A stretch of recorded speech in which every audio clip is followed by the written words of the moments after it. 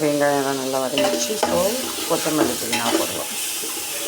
கொத்தமல்லி புதினா போட்டு நல்லா பண்ணுறேன்.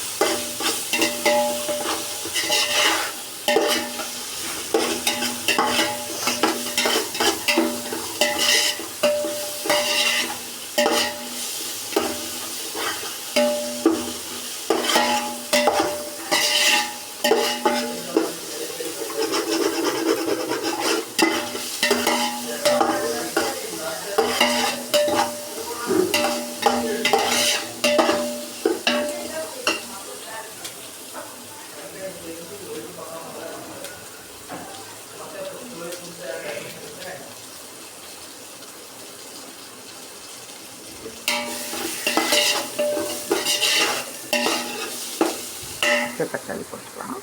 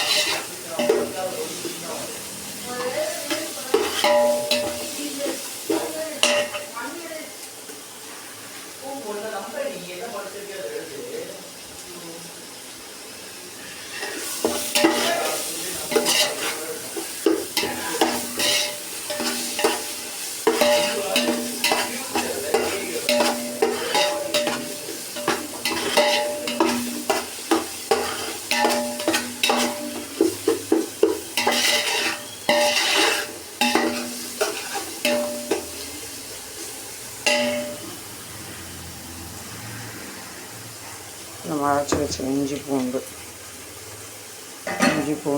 ஒரு 2 தக்காளி அரைச்சி வச்சுக்கோங்க, அதை போட்டுடலாம். பேஸ்ட்டு இஞ்சி பூண்டு தக்காளி, இஞ்சி பூண்டு 2 தக்காளி, மீதி 2 பெரிய தக்காளியை நம்ம கட் பண்ணி போட்டோம். இது எதுனா கொஞ்சம் பெருசாக இஞ்சி பூண்டையும் வெட்டி போட்டோன்னா அது அரையலை. ஸோ 2 தக்காளி வெட்டி போட்டேன்.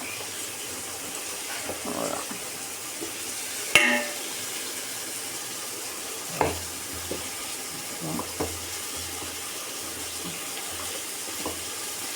நம்ம சிம்பிளாக தான் பிரியாணி பண்ணுறோம். ரொம்ப இதெல்லாம் இல்லை, வெரி பர்ஃபெக்டாக ரெடி பண்ணுறது.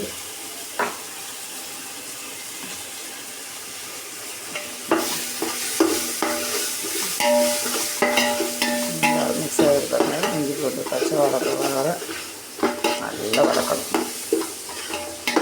சூப்பராக வதக்கிட்டாங்க. இன்னும் நான் உப்புலாம் போடல. உப்பு போட்டால் இது மட்டும் போட்டு பார்த்தேன், கருப்படிச்சு இது டக்குன்னு கறி சட்டியில் பிடிச்சிருது. ஸோ போடல.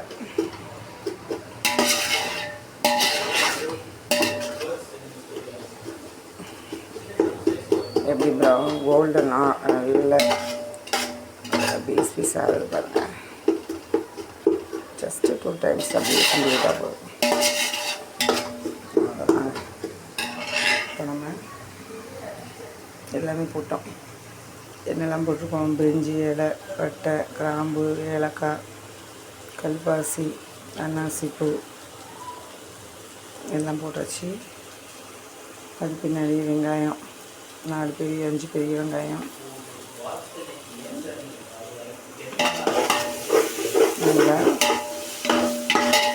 வெங்காயம் நல்லா கோல்டன் ப்ரௌன் ஆக்கி விட்டுட்டு பின்னாடியே புதினா கொத்தமல்லி ஒரு கைப்படி 1.5 கைப்படி கூட போடலாம். போட்டுட்டு 2 பச்சை மிளகாய் போட்டு நல்லா ப்ரௌன் ஆக்கி விட்டுட்டு 2 தக்காளி பெரிய தக்காளியை கட் பண்ணி போட்டுட்டு